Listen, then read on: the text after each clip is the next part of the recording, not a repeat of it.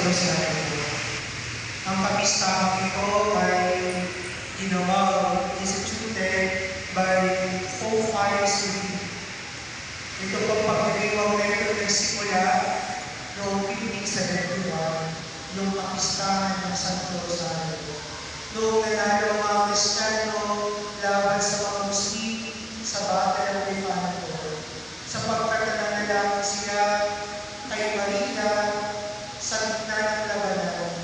Habang nakikigera sila, sumisigaw, nagdarasal kay Maria, ay natutulog nila yung kanilang tagumpay sa laban na ito sa mahal na Birhen Maria.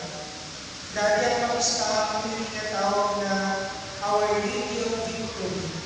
At noong hindi nagkaroon ng tinatawag na Battle of Ganabal de Manila, na kung saan nagsacrifice ang mga Espanyol at mga